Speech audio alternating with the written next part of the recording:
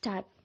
I am happy to associate myself with this meeting of yours, and I am thankful to you for inviting me on this occasion.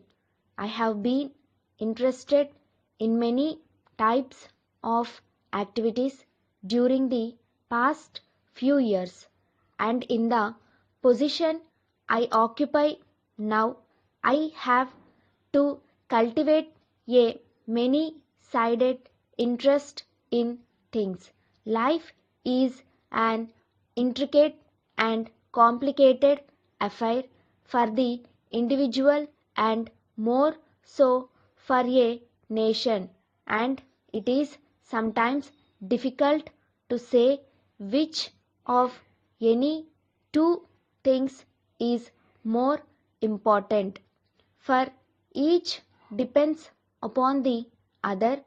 Nevertheless, it is true, as I have said many times before, and as you, sir, have said in the course of your address, that the development of river valleys in India is of the most basic and fundamental importance. For a number of years past, I have been very greatly interested in this matter, not as an engineer, because I am not an engineer, but in its wider public aspect, in the aspect that makes it the foundation of every large scale planning in India. I have been interested in planning because it seems such an extraordinary and such an unfortunate fact that all the potential resources available in India, and in a way it applies to the whole world, that all these enormous resources have not been utilized to raise the standard of living of our people and our nation.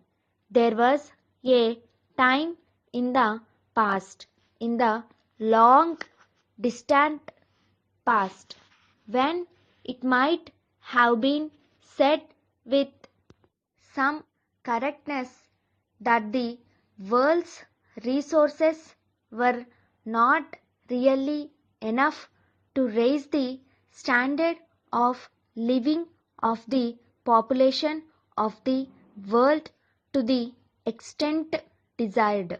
Now, I suppose it must be clear to the meanest intelligence that with the proper utilization of the present resources of the world, leaving out further development, or even leaving out the world if you like, we can raise the standard of life. This can be shown with a pencil and paper. Nevertheless, the fact remains not only that we did not utilize them to the best advantage, but we wasted these resources in destructive activities. That is the tragedy of the present generation, even more so than it has been of past generations.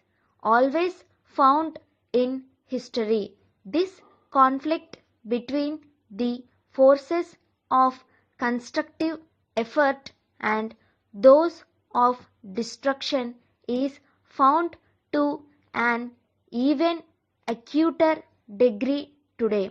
We find this conflict in the attitude of nations to one another, of groups, and ultimately perhaps in the spirit of man himself. Now, no man can be a prophet enough to say what is going to happen.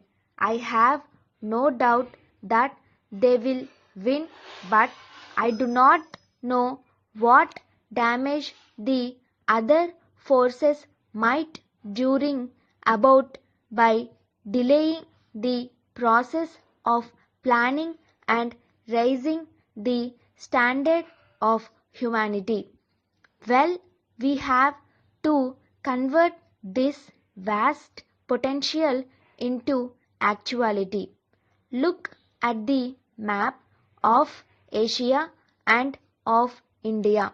It stares at me in my room and in my office, and whenever I look at it, all kinds of office pictures come into my mind, pictures of the long past of our history, of the gradual development of man from the earliest stages of great caravan routes, of the early beginnings of culture, civilization, and agriculture, and of the early days when perhaps the first canals and irrigation works were constructed and all that flows from them.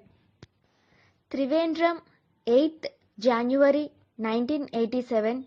Dear Sir, with reference to your advertisement in the local newspapers for a building to rent, we have pleasure in enclosing our list of desirable buildings in the particular town you prefer, and we trust that it will be useful in enabling you to arrive at your requirements.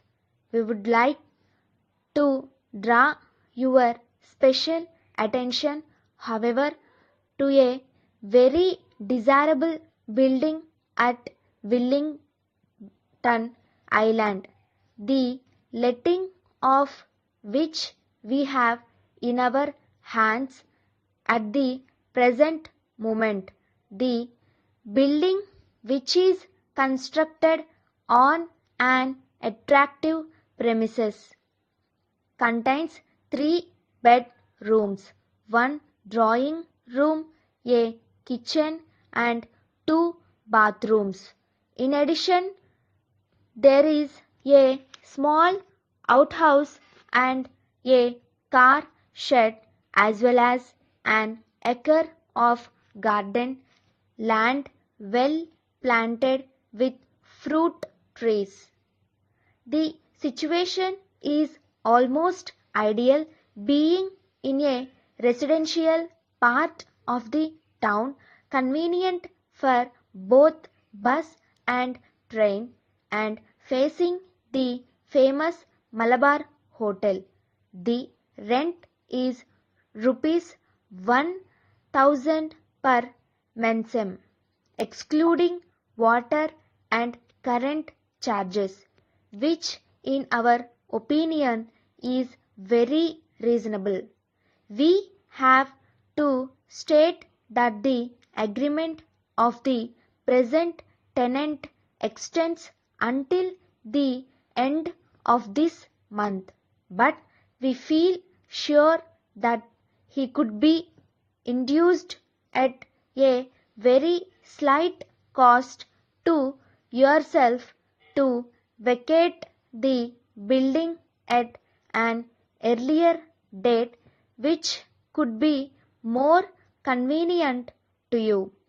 If you are interested in this particular building, please let us have your reply as early as possible. Yours faithfully, Stop.